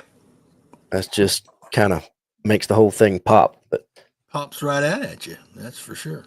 All right. Well, cool. Well, next he's got the Jurassic Park Brachiosaurus. See, I can say that one. That's because you've seen the movie. I sure have. Sure have. It's almost real. Yeah, this model looks like it walked right out of the movie. It just walked right out. That looks really nice. And I bet this is, if it's that old vinyl kit that Horizon made, that model kit actually was modeled from the studio model. So, okay. Yeah. Okay. And I used to have one. That thing's like 2 feet tall or maybe more. It's a huge model. It's nicely done. It looks like it's right out of the movie. Mm-hmm. That's great. Yeah, he did a good job on this. Yes, he did. Very good. Yeah, Ken says the eyes again. Oh, yeah. Yeah. Very, very cool. All right. And next he's got, Jeff, you're taking this one, buddy. Oh, my gosh. Geonotosaurus.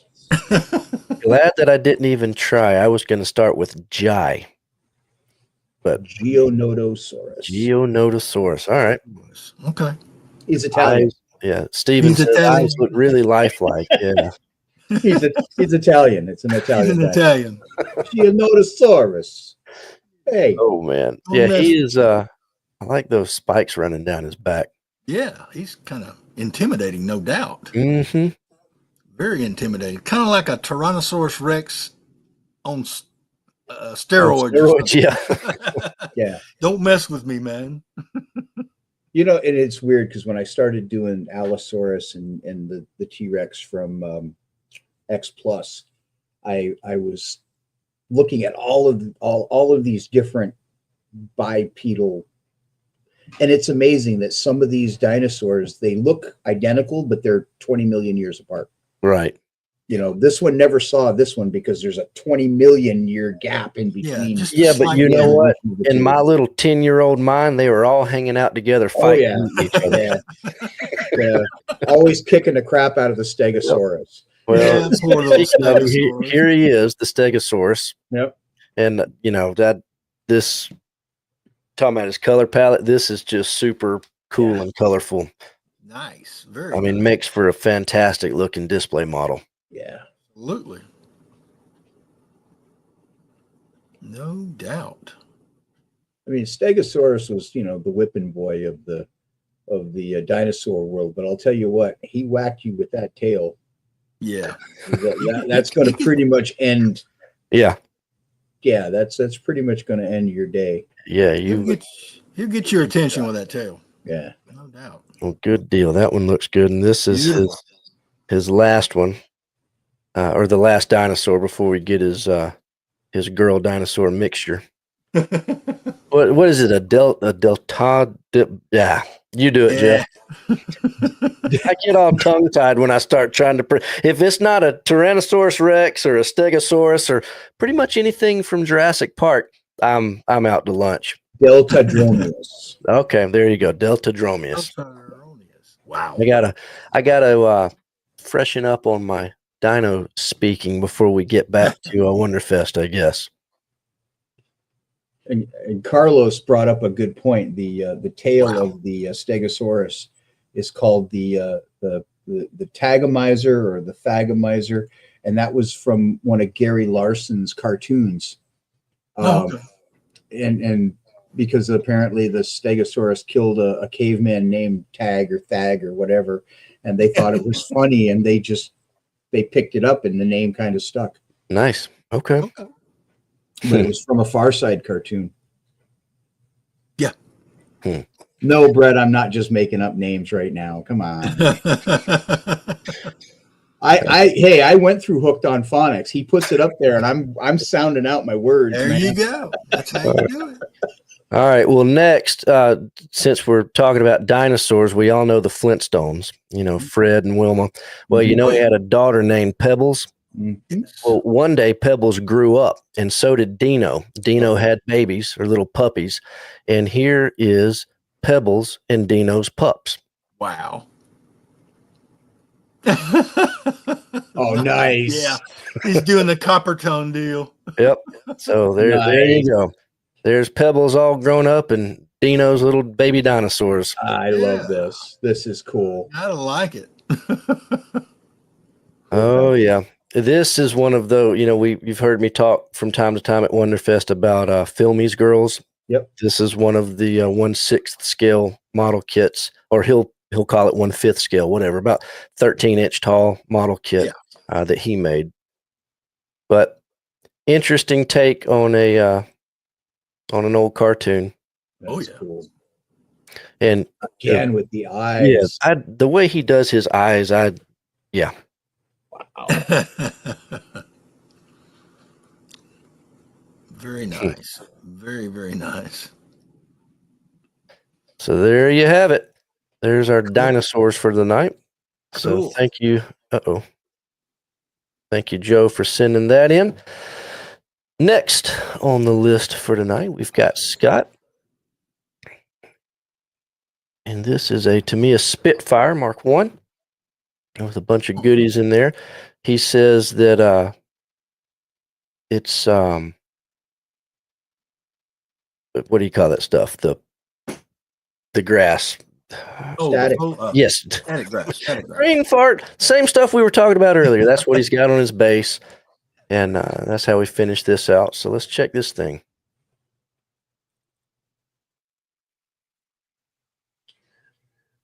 Nice. I like it. I noticed in the comments the way took exception to me saying that the Griffin engines were the prettiest. It was blasphemy that I would dare say that the Mark 1, Mark 2 are not the prettiest. And I mean, each to his own. Fire is one of those aircraft. It's like the P-51. It's a beautiful airplane no matter how you look at it. Oh yeah, those butterfly wings are gorgeous. Just a nice bird. Oh yeah. Well, he's done a good job on it. Was this 48 scale? I believe so, because I don't think it's a 48 scale. To me, it doesn't. To me, it doesn't do a Mark 1 in 32nd. It's got the black and white. Yeah, it's got the black and white and natural metals bottom on it there. Yeah, it's an early bird. Awesome. Nice. Well, thank you for sending that in. Oh, and he's got this little base. We can't read what it says here tonight, but that's what he displays with it to tell the story. Okay, nice. All right. Well, cool. Thank you for sending that in. And next up, we've got, this is, I told you we were going to come back to George here in a bit. So this is a 35th scale artillery kit, an M978 fuel servicing truck. Fueler. Yeah, there you go. Emmett. Yep. Nice. Done a good job on this. Threw some sand down on the base, made that look nice and realistic. He made that out of chalk. Okay. Really? Ground base. Ground up chalk. Okay. Ground up chalk for the base. Yes. Look good. Yeah. Why not? Yeah. It works. Absolutely it does. It looks fantastic. Good job. Cool. Well, thank you for sending that. All right. Next up, we've got Chuck Willis. And, Mike Bishop, this is the one I told you were going to get a kick out of. This has got one of your old resin products on it, the mine roller. Mine roller. Oh, yeah. So let's check this thing out. 34s. Yep.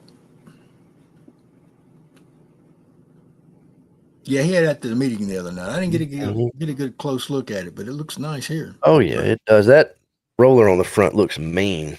Early turret. Yeah, it's really nice. Mm-hmm. Chuck's a good modeler. Yeah, you wouldn't want to be in the way of that mine roller. No.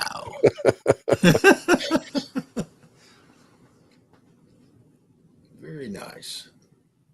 Yeah, there's your close-up of that. Yeah, very interesting for sure. Very cool. I like it. Counting Bean says meat grinder. Yeah, meat grinder. That's about the truth. Pretty much.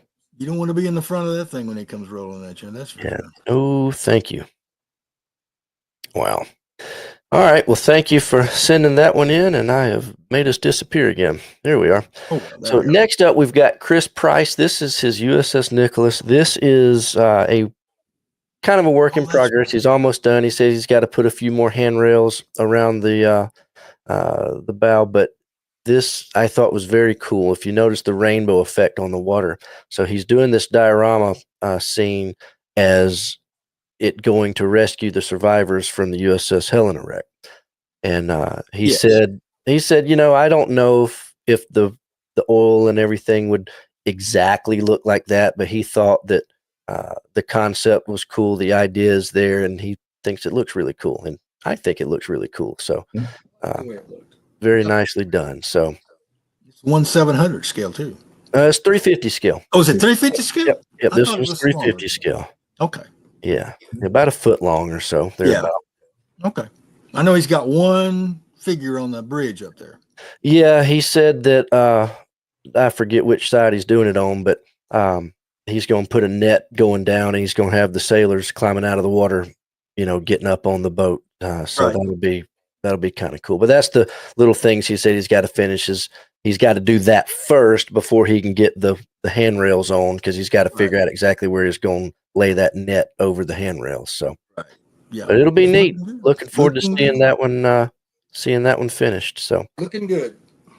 all right. Well, next up, this next set of slides is all one guy, and we've seen him on here before. This is Randy Van Dyke, and this is a collection of several figures that he has done. So they're all kind of grouped together in one image each. So I'm going to pull up the first one here. There's some of his Batman work. Yeah. And I got a couple more slides left, so I got to load them in here real quick so we can move right along to them. We got 3 more, actually. So I'm going to cue those up, and then we'll move right along with Randy's here. Now, Randy's become a good friend too, like all of you have, but he in particular has been helping us with some of our skin tone paint colors, and actually the guy doing those dinosaurs, Crazy Joe, he's helping us with them, and another one of their friends that you've seen too, Anya. But this little collection here of some of his figures, this is the perfect example as to why we're asking for his opinion on what skin colors that we come up with. Looks real good. Good tones. Good shading.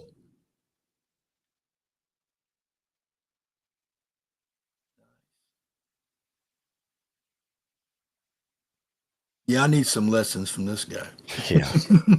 A lot of his kits that he does, you'll notice a lot of them, and I don't know if this particular one is. Sometimes, like if this kit came with 2 different heads, he'll build it 2 different ways. But sometimes they have interchangeable heads, and they'll use magnets, and he does all sorts of crazy stuff like that. Tacos. Yeah, you got the taco in his hand. I like it. If you've been to, if you were at IPMS Nationals or at Wonderfest, Randy is the guy that painted our Memphis Belle. Oh yeah. There you go. There you go. Yeah, he looks real. He does look real. The shading in the hair, the gray streaking, just the face in general. Yeah. It just looks real. Oh yeah. And that's what you've got to achieve if you're going to do it. Yep. Very nicely done. To avoid the comments, I might have to mute Jeff's microphone on this next one. Uh-oh. Look at Jeff's face. He's like, what? What are you talking about? I haven't even done anything yet, and I'm already in trouble. Well, if you're a DC Comics fan and you know who Power Girl is, you know what's next. Oh, wow. Oh, yeah. There's his Power Girl and his Supergirl. You cropped it. You cropped it. Yes, she did. It came that way. Nah. Okay. Oh, it came that way. Okay. It came that way from Randy. Okay. Well, he's self. I mean, all joking aside, you know, his command of skin tone and tonal variations and, you know, natural shadows and things like that is just, it's amazing. Oh, yeah. Yeah, I like this. There you go. I think he's loaded for bear. That's angry Batman. That's angry Batman right there. Yeah. That's angry Batman, no doubt. You don't want to make him mad. He's got every gun in the world. Yeah. Yeah, see, there you go. Giant 50 caliber sniper rifles. Hey, Frank the Tank. Frank the Tank. Yeah, and talking about skin tones, this I got 1 left or 2 left from him. This next one. Yeah. How about Arnold? Look at the veins on that guy. Yeah. Yeah, that's cool. I mean, this is just from the original Conan, yeah. Yep. Yeah, that's a mean looking Conan right there. And her famous tagline, "Do you want to live forever?" Yes. Chip, that was Punisher holding the sniper rifle. Okay, yeah. Yeah, Frank Castle. You know, the crazy part about it is, I mean, we all know him now, but I mean, he actually looked like that at one time. Right. Well, I mean, you know, hey, he was, what was he? The Miss Universe or something like that back in the yeah, I day. think he was Mr. Universe or something. Yeah. Right. But yeah, he used to look like that. All right. Well, one more from Randy, and that'll finish him up for the night. This is his Venom. Nice. Oh yeah. Oh yeah. I just watched the first Venom movie maybe a month ago. Tom Hardy, yeah. Yeah, and I was he's good. I like him in that. You know, it's just not one of those things in my wheelhouse. You know, Right. I'll watch Band of Brothers for the 35th time, and Well, yeah. and it just popped up, and I was like, yeah, okay, you know, it was a fun movie. It's fun to watch. It's a fun movie. Absolutely. Oh yeah. Fun to watch. That just sticks out to me there. But well, Randy, thank you for sending those. Looking forward to seeing more from you in the future. But next, we're going to go to Howard, and he has done this 35th scale ICM kit that they have. They've done this a couple different ways. They released just the figure set. They've released just the vehicle, and they've done it as a diorama set where you can buy all of it in one shot. Put it all together. Yep. But Howard's done this up as summer of 1940. Confession Before Flight, he calls it. Battle of Britain, no doubt. Yeah. It's always amazed me. I mean, and I guess it's, you go back 30, 40 years, and every time you saw a diorama, it was a combat scene. You know, it was guys laying everywhere and blood and guts and gore. And recently, I'd say in probably the last 10, 15, 20 years, you're starting to see more of these non-combat moments, you know, like snapshots in Yes, time Right. Yes. type of thing, that it's just everyday life, Right. you know, captured in miniature. And it's really kind of cool to see that. Well, one thing that I'm noticing here, I'm going back and forth looking. The guy there on all the way to the left of the screen, is he missing an arm? He's Either just got that it or- behind his yeah. back. Either Okay. that or it's behind his Behind his- back. okay. Yeah. Behind his back, I rest. think. I'm gonna say he might have. I didn't know if he lost it in combat or what, but well, this is very neat. ICM certainly does some very, very interesting subjects that you don't see from other companies, and this is a great execution of putting some of their stuff together. They have the they have the chow wagons too. Yeah. Oh yeah. Awesome. Beans, the guy Randy there, I actually at some point, hopefully in the next few months, it might be after Christmas though, we're going to have him on the show one night and talk about that kind of stuff, because he puts in my opinion, a ridiculous amount of coats to achieve what he does. But what he does is great. So hopefully we'll get him on here one of these days. So this is Keith Zimmerman. And this is something he's been working on, and I'll go through this pretty quick because we'll see more of his F-105 at some point when he gets it all done. But I saw this, and you guys have to see it. This is just insane amount of detailing in there. The Thug's one of my favorite aircraft anyway. I just love the way they look. Oh, yeah. Yep. So just wanted to show you that cockpit of that 105 that he's working on. But his full kit submission is this Tsukimura 48 scale F4D. And you can see there on the left, he's got all the works in it. Res kit stuff, Kina Studio, the mini craft collections. Jeff, that's what you were asking me about this morning, those ejection seats. So, well, I was actually talking to Keith about it. Oh, really? Yeah, that was, he and I were talking about these ejection seats, because he showed me the F-105 that he's working on. Right.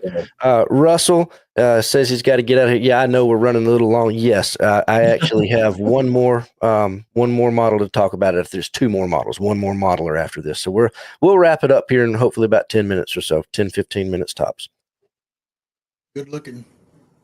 Oh, yeah. This is. Oh, he's got it all armed up. It's looking good. Yep. And done in the black, which is.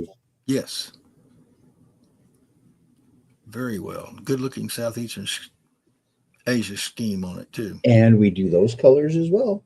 Oh, There yeah. you go. Yeah. Got the owl on. Yeah, it's got the owl on the side of it. Yep. Hmm. I built Beautiful. that model years ago and put that insignia on the side of it. It's just a cool looking airplane. Oh yeah. Well, this is a great job on this one for sure. Nice.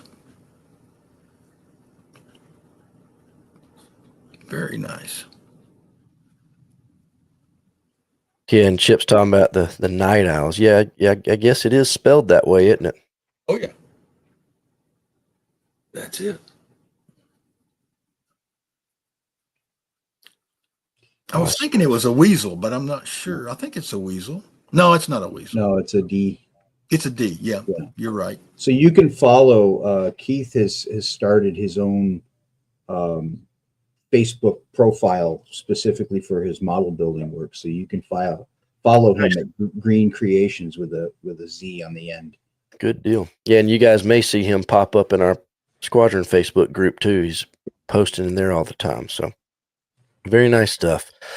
All right. So next we've got Russ. And you know what? I said one more modeler. There's actually two more modelers, Russ, and then one more after that. So sorry about that, but we'll finish up here in a minute anyway. So this is his 35th scale Ming Panther D. Yep. Take a look at this thing. Yeah, that's cool. Always like Panthers. They're just a cool tank. Oh yeah. That long barrel. Mm-hmm. High velocity 76.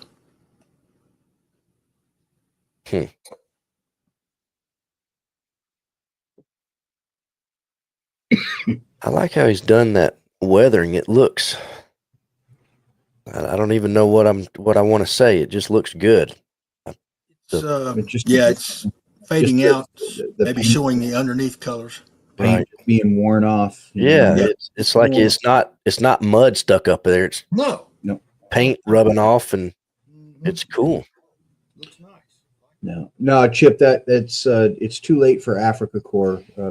Panthers never made it to Africa. No, they didn't go to Africa. They were introduced on the Russian front. In 1943, the Germans changed their base coat from dark gray to dunkelgelb or dunkelgrau to dunkelgelb, which is this dark yellow color.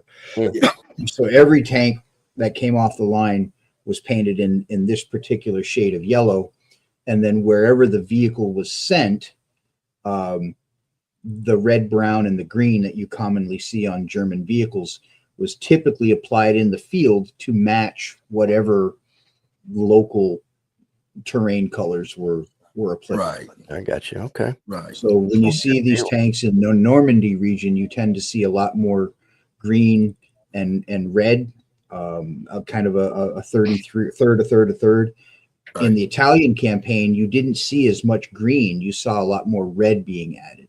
Right. All right. Well, good deal. Well, thank you for sending that in. And we got one more modeler, two models. And this one is one of our guys sitting here with us. Tom, this is you, buddy. Oh, there's my P-39. Yeah, that's an old monogram kit from the late 60s. Okay. And back in the day when that model came out, they still had the raised panel lines. And I've yet to see a modern day kit that has the gun bay up in front included in the kit. The monogram kit gave you that option, or it was, all you had to do was just paint it and it was there ready to go. Had a nice interior for its day. Braden, I hadn't forgot about you, buddy. I got you in here too. It's still a nice model to build. I built that one. That was one of my very first builds as well. It's just a nice kit. And surprising, I was just about to say, surprisingly, it holds up really well. It still holds up for me. It may have raised panel lines, but that doesn't bother me at all. It looks good. Just rescribe them. Just rescribe them. Yeah, right. I'm too lazy for that. Well, it looks really good, Tom. And of course, it's sitting in the store in the display case, and seeing it in person is really special too. And So you ain't got to brag on yourself. I'll do it for you. This actually won first place at Nationals in vintage. It's vintage aircraft, right? Correct. Vintage aircraft. The vintage aircraft category. This took first place at Nationals. So congratulations on that. And Tom, I got one more model of Tom's, but before I show that, they keep as I delete things out of if you guys could see my screen back here, every time I delete one, the next one falls into place, and I keep deleting them, and I keep saying it's the last one, but it's not. So here's Braden. Oh, there you go. This is one of our new locals. He just found our shop, and believe it or not, this is his fourth tank, and he has only been building models since March. There you go. Fourth tank. I quit. I'm done. So he said the reason that he loves the M36 so much is he said he used to play World of Tanks, and he got really, really good at it, and was one of the top players in the world using M36s. So when I don't know if he quit playing the game, but he wanted to do something else and found model kits, and naturally he was interested in a Jackson kit. So here is his result. Very nice. He said he hand painted that one. Said it was all hand painted. Yeah. And Jeff, you'll be happy. He decided he wanted to get an airbrush for his other project he was working on right now. And he decided to load up on Squadron colors. So there you go. And Braden, since you're watching, Jeff here, he's the guy that actually formulated all that paint. So whatever you need to know, just come in the shop and we can hook you up one way or the other. Absolutely. And here's the, and this is a cool, so this is this is not the new Tamiya Jackson, which of course is on everybody's mind at the moment. This is an old Airfix kit, which I assume is an Italeri Reeboks or it's an Italeri Reeboks. Yes, yeah. But it's neat. You can pull the top off, and he's got the whole interior done. So yeah, very neat, very nice job. Very nice. Yeah.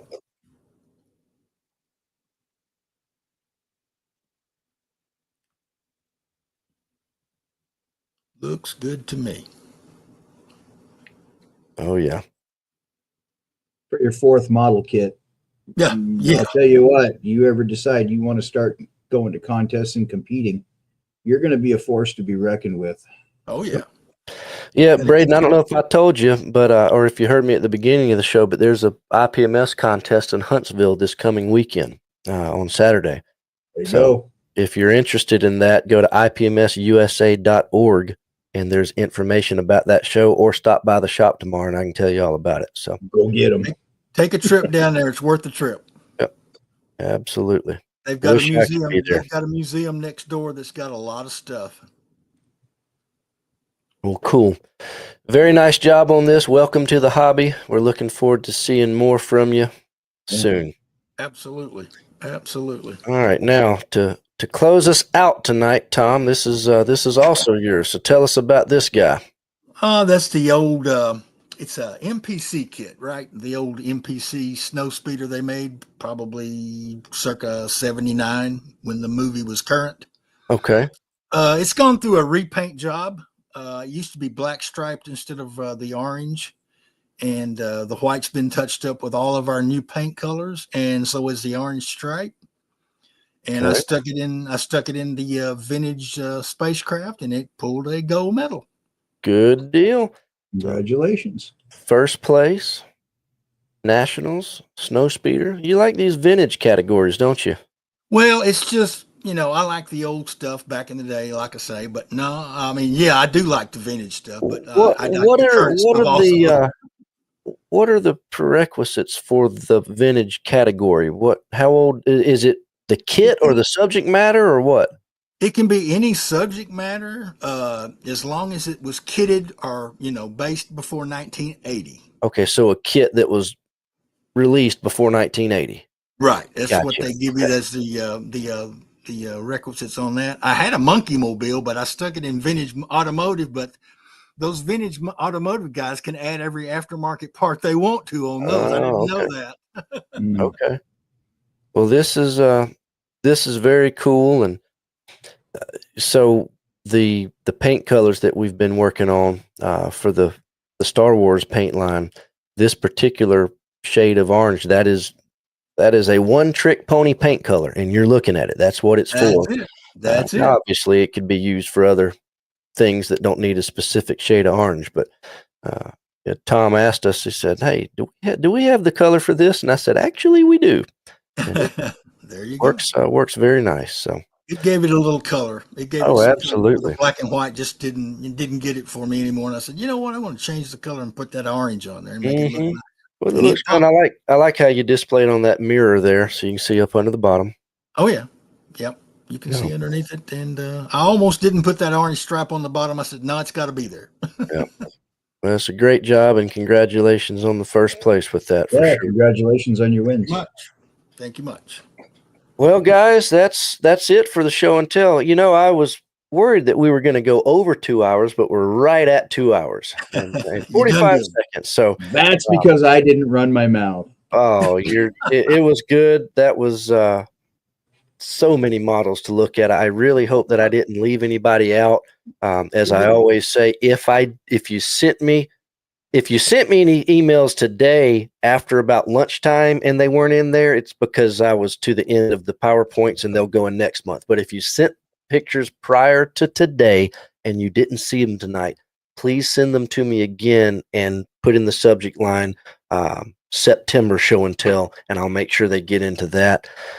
For the next show and tell, I need to look at my calendar because I'm going to be gone a little bit in September. So let me look at the calendar and we'll schedule September's show and tell next Wednesday night.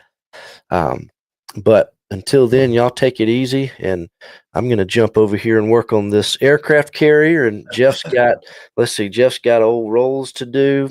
He's got a dinosaur and a U-2 to do. Is that right? Yeah. Well, I guess we'll talk about it next week, but we got some prototypes done for our 1/350th parts. Yep. And, if you guys noticed on the website today, we finally have 2 of the new gold medal items on there. Going fast. Grab them quick. We'll make more soon, but the 20s and the 40s are for sale now.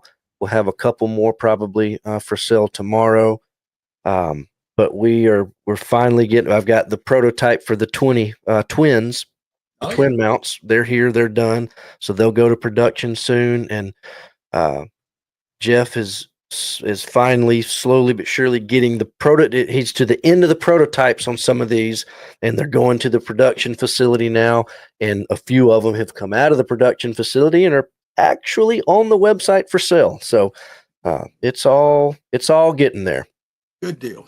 There's just not enough hours in the day, but we're working on making more hours for the day too. Tom's got us hooked up on that. He's got a secret, he says. Yeah. Oh, he's building a time machine, isn't he? I don't tell you. Oh man. Well, guys, I appreciate it. Tom, thanks for being here. Jeff, thanks for being here. Enjoyed it. We'll see y'all again next Wednesday night at 9:00. Guys, y'all take it easy. Have a good night. Thanks for your time, everyone. Absolutely. Good looking stuff. Thank y'all again, guys. See you next Wednesday. Take it easy.